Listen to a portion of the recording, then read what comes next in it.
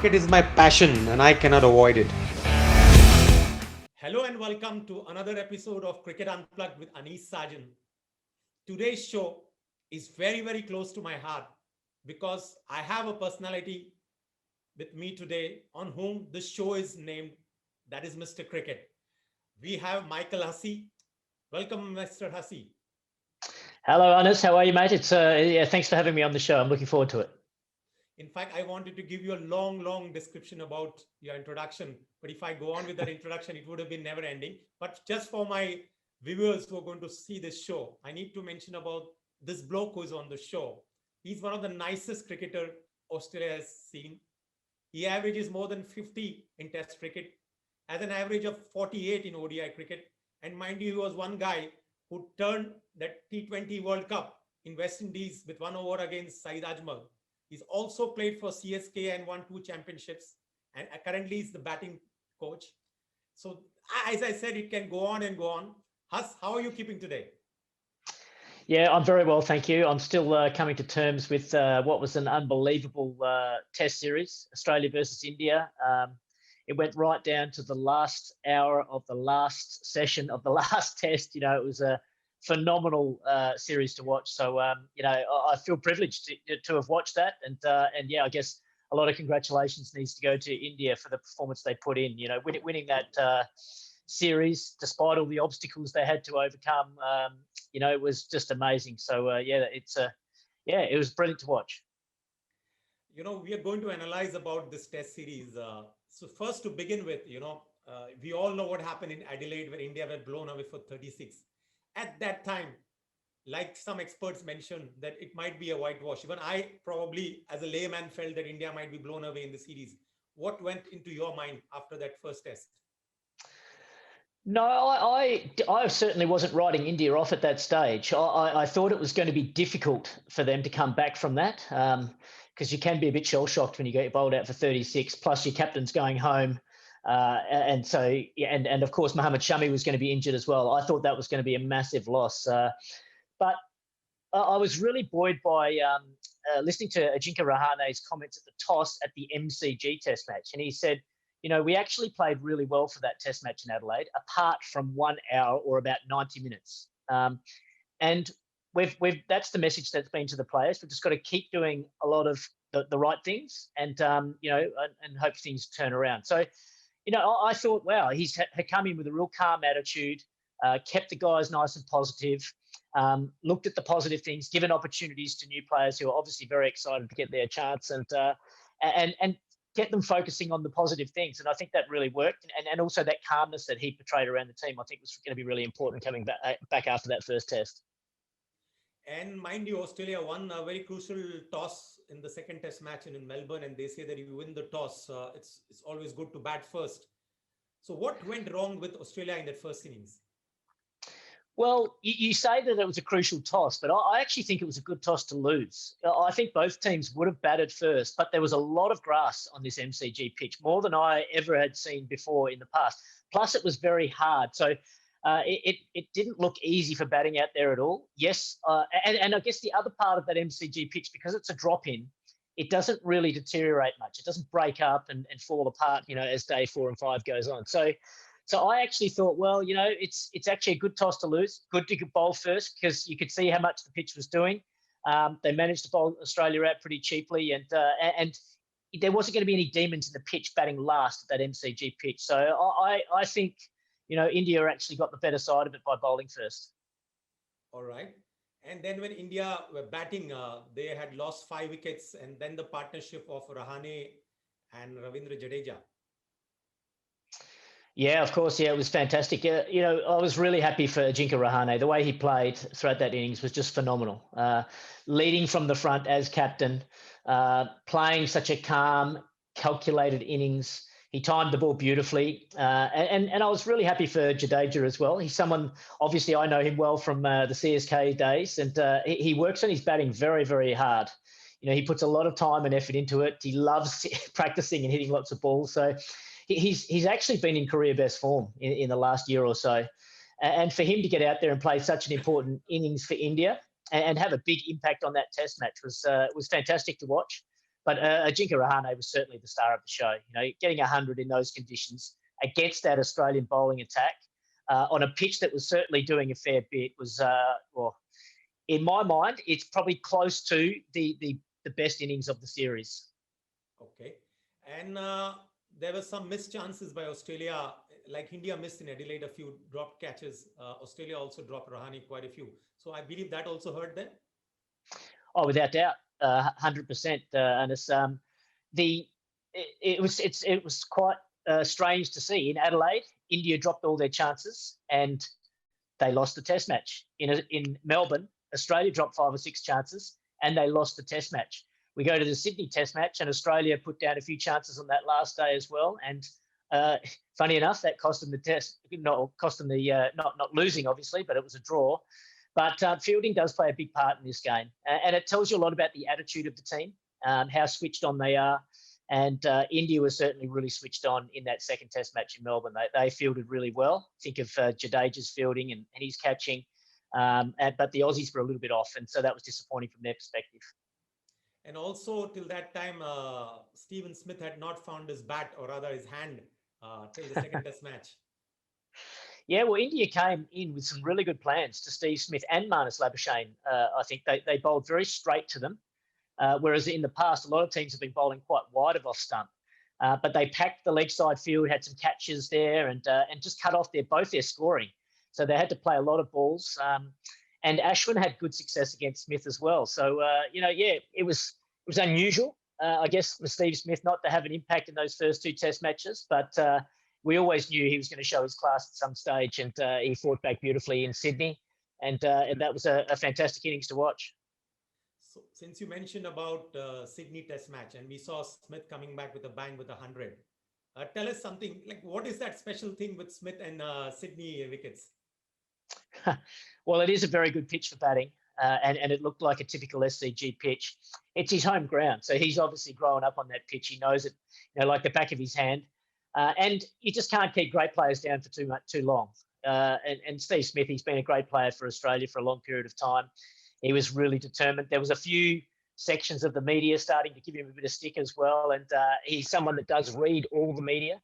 And so I think he was doubly determined to put in a big one and just quieten a few of the critics out there. So it was a brilliant innings and yeah, a good return to. It was interesting listening to him talk after that game. He sort of said, I didn't feel like I was out of form. I was just out of runs, and so he felt like he was batting well in the nets, but found ways to get out in those first 2 Test matches. But no, he locked in and got a big one there at the SCG. And if you notice, and I'm sure you have, that like Ashwin and all had come with a plan. In the third Test match, both Marnus and Smith had come with a plan to attack Ashwin. Yeah, definitely. And I think it was a good change. I think in the first couple of Test matches, they just let Ashwin bowl and bowl away, and he used his variations really well and picked up, Steve Smith's wicket a couple of times there. So it was definitely a key strategic change from Steve Smith to come out and be more positive, more aggressive, use his feet to Ashwin, try and get him off his line and length, and put some pressure back on him. And he's generally a very good player of spin, and I thought he played Ashwin really well in that Test match. I'll come back to that point of how you attacked the bowlers in the later part of the show. But coming back to the Sydney Test match, when Australia put up a decent score, India came back in the first innings by bowling them out for 330. But then they managed to get a lead of 98 in that first innings, Australia, and gave India a target of almost 400 in the second innings. And what do you think that Australia missed in the second innings to bowl out India? Well, again, I was surprised at how this SCG pitch didn't deteriorate. That is a pitch that does generally deteriorate as the 4 or 5 days wears on. And it can be very difficult for batting. But it's the first game that they've played on the SCG in a long time because of obviously the COVID situation. So the pitch held together really, really well. And so that gave India a chance of, while Rishabh Pant was out there batting, we thought they were going for the win. But once he was dismissed, and obviously the injury to Vihari, it meant they sort of just wanted to shut up shop. And because there wasn't that extra pace and bounce there, it was quite a flat pitch. It didn't deteriorate. They could hang in there and survive on that pitch. Having said that, the Australian bowlers, they certainly tried really hard. There was a little bit of bad luck. I think Australia put down a couple of chances. Tim Payne put one down. Sean Abbott put one down as the substitute fielder. There was a lot of short balls that were just carrying over the fielders and things like that. So you can't fault the bowlers and their efforts, and you've got to give a lot of credit to India's fighting capabilities to hang in there and bat for so long and see it out for a draw. Like you mentioned, you got to give it to the Indian batsmen. Australian bowlers bowled well, and luck, the rub of the green went India's way. Now we come to Gabba, where Australia, it was the fortress. Again, Australia win the toss. Good toss to win. Yeah, I think it was a good toss to win. Generally, batting first at the Gabba is good conditions. You just got to work hard early, probably the first hour or maybe session. And once you get through that, then you can really pile on the runs. And I think Australia would be disappointed with their first innings because they had a number of batsmen that got good starts, but didn't go on and get the really big score. Steve Smith would be disappointed with the way he got out to Washington Sundar. Matthew Wade was batting particularly well, but he gave his wicket away as well. Even Marnus Labuschagne, yes, he did score 100 and he played beautifully, but it wasn't one of those really, really big hundreds, like 150 plus, that can set up test matches and play the opposition out of the game. So I think the Aussies could have been more ruthless with the bat in that first innings in particular. And so that was disappointing from their perspective. So you mentioned that Australia did not capitalize like Marnus or Smith or Wade. So was there some pressure on Australia, or did the Indian bowlers bowl well in the fourth test match? Probably a combination of things. I thought the Indians stuck at their task really well, particularly that bowling attack, which didn't have a lot of experience at all. But they've got a lot of heart, and they kept trying. They worked really, really hard. They kept it simple. They bowled with a lot of discipline and a lot of patience. They built up some pressure on the Australians. And then I think the Aussies, they wanted to get the game moving forward. They knew they needed a big first innings score, and perhaps, I don't know, just lost a bit of concentration along the way and played a couple of loose shots and let India back into the game. So I think that was disappointing from an Australian perspective. But yeah, again, you've got to really laud this Indian bowling attack. I think they didn't have much experience there at all, and they stuck at their task really well.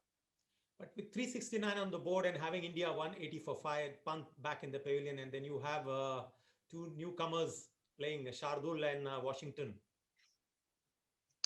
It was amazing, absolutely amazing. And again, you talk about key critical moments in Test matches. Australia getting 369, they would have loved an extra 100 on top of that to get it 469. Plus, they get to India at that stage, 5 wickets down. That was the time to really bury them. And Shardul and Washington Sundar in his first Test match just played beautifully. They really did. They looked in control. I think the Aussies perhaps they thought they were just going to get them out, but they showed a lot of resilience and they got stuck in there. I perhaps would have liked to have seen them be more aggressive to the Aussie bowlers be more aggressive to those batsmen, really make them feel uncomfortable out there, because I'm sure they wouldn't have experienced a fast bouncy pitch like the Gabba too many times in their career. So they could have made them feel uncomfortable with a sustained burst of short pitch bowling and some men around the bat and tried to really ruffle their feathers there, but they didn't do that. Maybe there was a bit of fatigue setting in with those Australian bowlers. They didn't have the energy just to sort of force their way through and finish the Indians off in that first innings. Was it, they were overbowled in the Sydney Test match and they did not have enough fuel in the tank that they couldn't get this tail out? Rather, I wouldn't call them tail now, all-rounders who scored 120 runs partnership. Maybe that took its toll a little bit. They certainly worked really hard at the end of that Sydney Test match. I think they bowled over 130 overs trying to win that game, and they put in so much effort. I think they would have been relieved that Tim Payne won the toss and batted first to give them that extra day off bowling. But there's got to be some residual fatigue there, I think, for the bowlers. Having said that, I would have been very reluctant to make a change. It's a very good bowling attack that have done the job for quite a few years now for Australia. And if they pulled up okay and were feeling good and saying they were ready to play, then I would have backed that group in. So plus there's also Cameron Green there that could bowl to help out with a few overs as well. I think a key factor in the series was that how well India played Nathan Lyon. If you think back 2 years ago, Nathan Lyon took 21 wickets in that series. In this series, he took just 8. And, he's such an important bowler for Tim Paine because he can bowl a lot of overs, keep it tight, pick up wickets, and then that enables him to rotate the faster bowlers around from the other end in shorter, sharper bursts. But because Nathan Lyon wasn't having as much of an impact on the series, it meant the faster bowlers had to probably bowl a few more overs, and it might have taken its toll a little bit. Since you mentioned about Nathan Lyon, I also want to talk about Mitchell Starc. Do you feel he was not at his best, even though when I was watching from outside, he was giving his every 100%, but probably, as you said, the edges were not going to the fielders. Do you feel there was some spark lacking in Starc? Yeah, perhaps. I thought he started the series really well. In the first couple of test matches, he bowled well and he looked really dangerous. And I agree with you. As the test match wore on, I think his pace was still there and his effort was still there, but perhaps he was just a little bit lower on confidence. He didn't seem to have that spark that you talk about. And yeah, not much was going his way. The sort of rub of the green was going against him. And everyone's a confidence player, and it felt like it just sort of dampened his confidence a little bit. So, plus, I think Tim Paine didn't turn to him as often as the other guys as well. And maybe that sort of showed that he was a little bit sort of below his best in the last couple of test matches. He has actually gone off the scans on a hamstring as well. So he might have been suffering a little bit from a bit of injury concern there as well. So maybe his mind just wasn't 100% clear. But I agree with you. Yeah, I think he was below his best for the last couple of tests. Like you mentioned, his mind was not there. Now, this is a topic we can go on and talk about cricketers' mind in the game. But coming into the second innings, India asked to chase 330. When you went to bed that night, of course, the fourth day's play was washed out. And when India had to come to bat, did you feel at any chance India would chase that target down, forget drawing the game? No, if I'm being honest, I didn't know. And the reason why I say that is that the pitch was starting to play a few tricks. If you think Steve Smith got a ball that really took off the day before, there was a couple that were shooting low. And I thought that was just going to get worse as the test match wore on that fifth day. But the pitch actually didn't seem to play too many tricks at all. It actually played okay on the last day. There wasn't a lot of rough for Nathan Lyon to work into as well. And India, they wore the Aussies down again. I think you've got to give a lot of credit to Pujara, the way he played again. He showed a lot of courage, and he was hit so many times on the body, but he just didn't want to give it away. He stuck in there, and it was important innings. Yes, he wasn't scoring very quickly at that stage, but he was wearing the Australian bowlers down and making them tired, getting the shine off that ball. And then that enabled other guys to come in around him, like Shubman Gill to play the way he did around him, but then also Rishabh Pant and Rahane to come in, and they could be a little bit more aggressive against a tiring attack. And so I think that was really important. But some wonderful performances there. I thought Shubman Gill, his innings was superb, and he looks like a real player of the future for India. No fear there at all. Love the way he goes about it.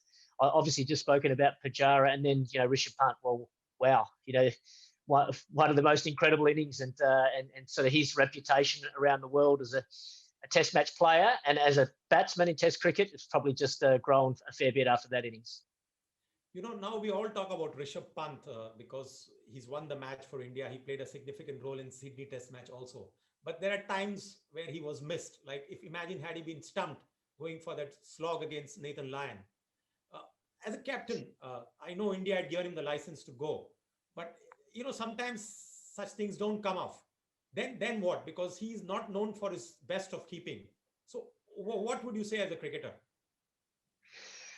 Well, I think that's probably one of the strengths of this Indian team at the moment, that they're encouraging their players to play their way.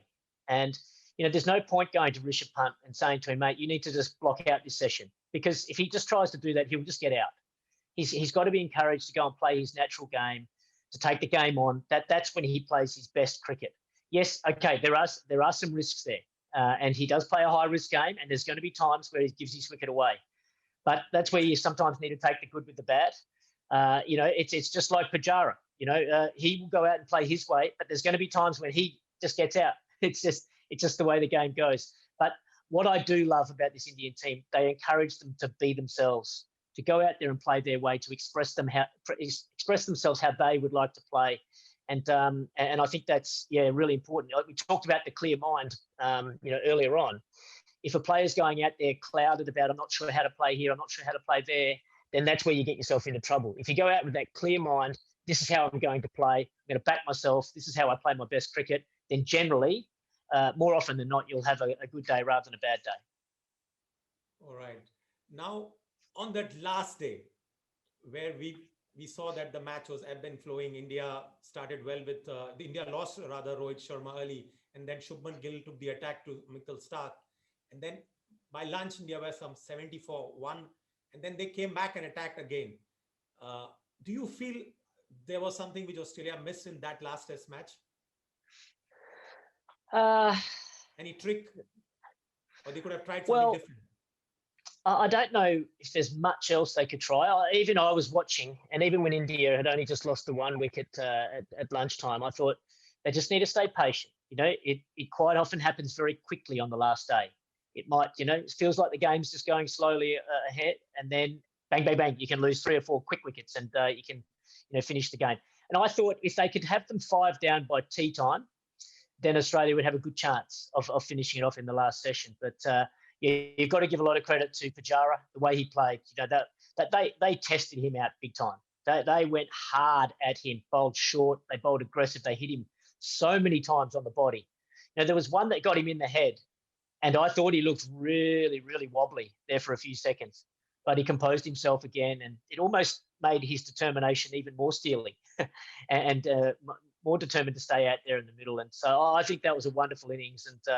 And then that just enabled the other guys to play freely around him. And it was, amazing performance. You don't see that too often. And that's why the players were so elated after the game. I was actually watching the show of Ian Smith with Mike Hussey on Sky. And they mentioned, even after the loss at Adelaide, which India had, they said India probably played better cricket in that test match, barring that one session. And the next 3 test matches, India were the better team, even though Australia had his good time in the test matches. Do you agree to that? Yeah, I do. Actually. I think if you had to go through and mark with a tick and a cross or a dash for every session of the whole series, I think you'd find that India would probably be ahead. I think they've played the better cricket consistently throughout the series and deserved to come out on top in the end. Australia had their moments, no question about that, but they didn't really grab those moments and make them count as much as what India did. And I think that was a big difference in the series as well. As I mentioned earlier, there were some batsmen that they had India where they wanted, but they didn't run away with it. They let them back into the game by giving their wickets away.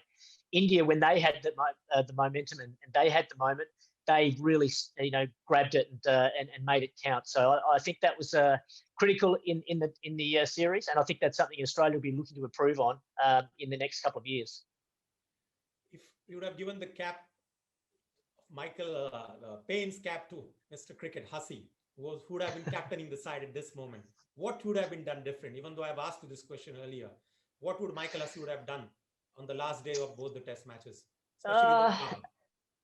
Probably not a lot, to be honest. I actually feel for Tim Payne. He's copped a lot of criticism, particularly after what he said to Ashwin behind the stumps there. This guy, he has copped so much praise for how he's led the team for the last few years since the debacle that Australia went through and the tumultuous period. A lot of praise. The way he's led the team, brought the team's respect back in the world game. And, this is a big series against India. And the pressure's on, and you could just feel the pressure was building. Australia in a position to win that test match in Sydney. He was getting frustrated. He obviously, I didn't like what he was saying. I didn't agree with what he was saying, but I've certainly heard a lot worse said on a cricket field as well. And he's been really crucified for it. And I feel it's a little bit unfair because I think as captain, he's trying to wicket keep, he's trying to captain, he's trying to bat, and the pressure of a big, series is on the line and not going the way he wants it to. So that's where the emotion came from, I think. And perhaps his mind must have been a little bit muddled, and that's where you see him lose his control by speaking to Ashwin in such a way, but also dropping a couple of crucial catches as well. So I'm sure he'll learn from that. I certainly don't think he should be sacked as captain or anything like that. I think he will come back better from this. But he certainly wasn't at his best in the last 2 Test matches. But you've got to remember, these guys are human. They're not robots. In the pressure situation, emotions do raise, and unfortunately, he probably didn't handle it as well as he would have liked. But as I said, he'll learn from that and come back better next time. Since you already mentioned that Tim Payne should be retained for this next series coming against South Africa, my other question to you about Australian batting order. Now, if you remove Warner, okay, he just played 2 Test matches, but he was also in the injury cloud where he was not at his best. But if you remove Smith and Manas, the batting order looks fragile. Yeah, it's a bit of a problem, I think, for Australia, but it has been for a number of years. Australia's tried. I think I saw a stat. There's been 24 different opening combinations since 2016. 24. Now that's too many, and Australia need to try and settle in on an opening combination that works. Now David Warner's probably been the constant there, and probably will remain to be.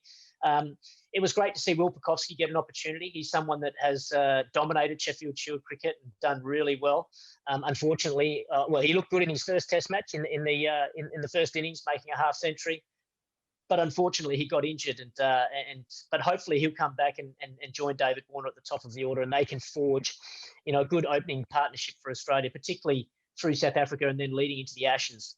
There's been a lot of talk about Matthew Wade's place in the team over here in Australia, and I actually thought Matthew Wade looked in really good touch. But as I said earlier, he got himself some really good starts, but then just threw his wicket away and wasn't ruthless enough by turning those 40s into 150 runs, his scores, and that's what would be disappointing for him because, you know what cricket's like. There's always going to be times where you get a good ball and you nick off, or you get caught down the leg side like he did, and you have a bit of bad luck. He was a bit unlucky in the second innings in Adelaide as well. So there's going to be some bad luck go your way, but that's why you've got to make it count when you get that start. And so there'll be a lot of discussion about his place in the team. I'm not exactly sure if there's anyone on the outside that's, ready to take his place. I guess for the selectors, there's been no 4-day cricket for a couple of months now. Everyone's been playing in the Big Bash. So there's been no players there to bang down the door with some good performances. So I'm not sure what they're going to do there. I think Cameron Green's the other one at number 6, and he's a young fella. And I thought he actually looked pretty good, to be honest. And I think they should continue to invest in him. His bowling's only going to get better as well, as will his batting. He's done well in Shield cricket. So I think it's worth investing in the likes of Pucovski and Cameron Green. So Will Pucovski will come to open with Warner. Then you have to replace or probably continue with Wade or get Travis Head back. Yeah, probably. That'll probably be the discussion going on. There's a couple of other players on the outside that are doing okay, but probably haven't belted the door down enough yet. So I'd probably stick with Wade and Travis Head at this stage and just let those two fight out for that place. I was reading about your career, Michael, that you made a late entry to Test cricket. But by the time you came into Test cricket, you had played so much of domestic cricket and you had the wealth of experience. That makes a difference when you play Test cricket? Oh, without doubt. Yeah, no question about that. I would have loved an opportunity earlier, don't get me wrong, but at least when I did come in at 30 years of age, I had a great understanding of my game. I knew what I needed to do to play my best cricket. And so I wasn't a young guy still trying to figure out what my best game looked like. And so I played a lot of first-class cricket. I played a lot of county cricket, which helped me develop as a player as well. And so I knew once I got my chance, I was ready from a technical and tactical perspective, but it's still a massive jump to deal with all the external distractions, the bigger crowds, the more media, the commentators analysing your technique and everything like that. There's a lot of external distractions going on, and I needed to learn how to deal with those. So I was lucky. Like, you think of a young player coming in that doesn't really understand his own game yet, having to try and figure that out on the job playing Test cricket against the best bowlers in the world, but then also dealing with all the external pressures as well makes it very difficult. And that's why you quite often see young players, they'll come in, they might play a couple of good innings here and there, then they'll struggle for a while and go out of the team, and then come back a better player once once they've experienced a bit more. Let me tell my viewers once again the stats of Mr. Cricket. He played 79 test matches, 6,235 runs, an average of 51.53, which I'm sure any cricketer would be proud of. 19 test match hundreds. Now, tell us your one special innings. I know these are all special innings, but there is one inning which you will always, which is close to your heart. Oh, probably the best feeling I've ever had on a cricket field was in Adelaide. It's now called the Amazing Adelaide Test Match, where it's an Ashes test, and I was the lucky one to be out there to hit the winning runs in that Test match. England made 550 in their first innings, and then we batted well in our first innings. But coming into day 5, no one gave us a chance of winning that game. We needed to take 9 English wickets and then chase down the deficit. It was just a magical day. We had the great Shane Warne bowling beautifully from one end. The fast bowlers picked up wickets at the other end. We got a couple of lucky wickets with a run out there as well. And just the whole crowd was building up late in the day while we were counting down these runs. I think we needed something like about 160 runs in the last session to win the test. And I was one of the lucky ones. I was the lucky one to be out there at the end to hit those winning runs. It's still to this day the best feeling I've ever had. So you feel winning against England in the Ashes is always special for an Aussie player? Well, that was my dream as a kid growing up. There was a lot of history and tradition between the two countries, and to play in an Ashes series was something that I dreamt about. I remember when my Ashes dream was sparked. I guess it was watching Michael Slater score 100 at Lords. It was his first Test match century, and I was staying up late in Perth, Western Australia, to watch the game on TV, and watching him punch the air as he ran down the pitch to score his 100. I thought, wow, that's something I'd like to do one day. And it definitely drives you. It drives you at training, makes you go through all the hard yards and the good times and the bad times, but it's certainly well worth it in the end. And people remember for the runs you scored in the Ashes and all your failures also. Is that true? Well, yeah. There was plenty of failures along the way. It's funny you say that, because I asked Shane Warne that exact question. I said, and Shane Warne's obviously one of the greatest players to have ever played the game. In my view, he's in the top 5, let's say. And I asked him, I said, over the course of your career, have you had more good days than bad days? And he said, he thought about it for a while, and he said, well, I think I'll probably be about 51% good days, 49% bad days. And I thought, wow, well, if that's one of the greatest players that's ever played the game is about 50-50, then, we're going to have lots of bad days as well. And so that's why you've got to put it in perspective. Take the good with the bad, enjoy the good days, make sure you really cherish those, but don't get too down on yourself on the bad days, because everyone has tough days in the cricket field.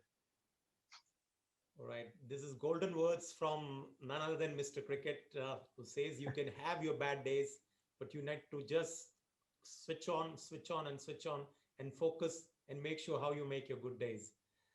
Michael Hussey, before we sign you off, I wanted to ask you one question, which is always in my heart. You've done wonders for Australian cricket. You've also done wonders for CSK, not only as a batsman, as a player, but also as a batting coach. There's something which Michael Hussey feels that he's missed out as a player. Missed out? He's not achieved. I wouldn't. I wouldn't say I've got any regrets. Obviously, I would have loved an opportunity to play for Australia earlier, but in a way, it probably worked in my favour, because at least I was ready when I played, and I certainly would never ever take it for granted. I guess there's probably one thing that I regret is that as a younger player, I put a lot of pressure on myself.